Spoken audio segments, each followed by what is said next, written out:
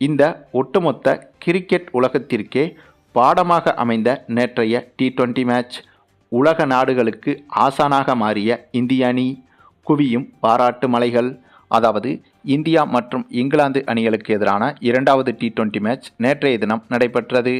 இந்த போட்டி மொத்தமாக 4 மணி நேரம் நடைபெற்றது என்றால் முதல் 3.25 மணி நேரம் வரையிலும் இந்த போட்டியில் இந்திய அணி வெற்றி பெற வாய்ப்பே இல்லை என்ற சூழ்நிலைதான் இருந்தது. அந்தளவுக்கு இந்த போட்டி முழுக்க இங்கிலாந்து அணியின் ஆதிக்கம்தான் ஓங்கியிருந்தது.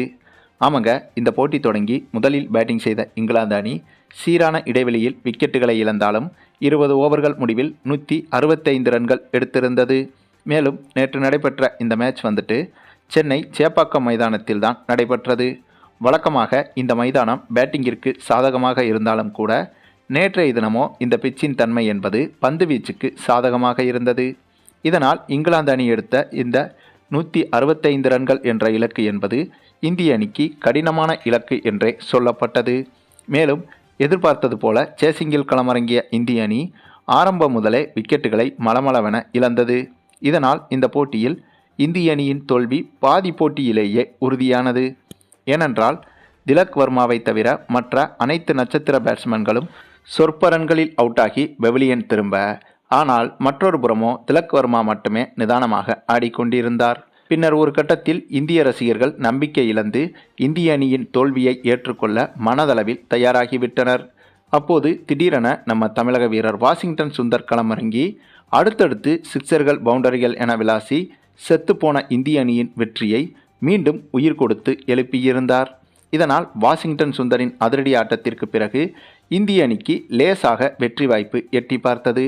அதன் பிறகு அந்த வெற்றி வாய்ப்பை மேலும் பலப்படுத்துவது போல திலக் வர்மாவின் அதிரடி ஆட்டம் கடைசி கட்டத்தில் கை கொடுத்தது. ஆமாங்க, திலக் வர்மா கடைசி நேரத்தில் அதிரடியாக விளையாடி வெற்றி பெறவே முடியாத இந்த மேட்சில் இந்திய அணிக்கு வெற்றியை பெற்றுக் கொடுத்தார். மேலும் இந்த போட்டியில் இந்திய அணியின் இந்த வெற்றிக்கு மிக முக்கியமாக உதவியது நம்ம கௌதம் கம்பீர் தாங்க.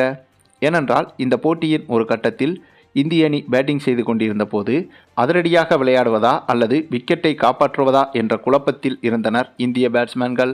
அப்போது இந்திய பயிற்சியாளர் கௌதம் கம்பீர் ஓவர் இடைவெளியின் போது மைதானத்துக்குள் வந்து திலக் வர்மாவிடம் உனக்கு பிடித்தது போல உன் விளையாட்டை விளையாடு, அணியின் தற்போதைய பிரஷரை மனதில் வைத்து கொள்ளாதே என்று கூறிவிட்டு சென்றிருக்கிறார். அதன் பிறகுதான் திலக் வர்மா எந்த பிரஷரும் இல்லாமல் நிதானமாக ஆடத் தொடங்கியிருக்கிறார். இந்த விஷயத்தை மேன் ஆஃப் த மேட்ச் வாங்க வரும்போது திலக் வர்மாவே கூறியிருந்தார். அதாவது அப்படி ஒரு இக்கட்டான மேட்சில் திலக் வர்மாவின் கடைசி கட்ட அதிரடியால் இந்திய அணிக்கு வெற்றியை பெற்றுக் கொடுத்திருந்தார். மேலும் இவருக்கு கிடைத்த இந்த மேன் ஆஃப் த மேட்ச் விருதை கௌதம் கம்பீரிடம் கையில் கொடுத்தார் திலக் வர்மா.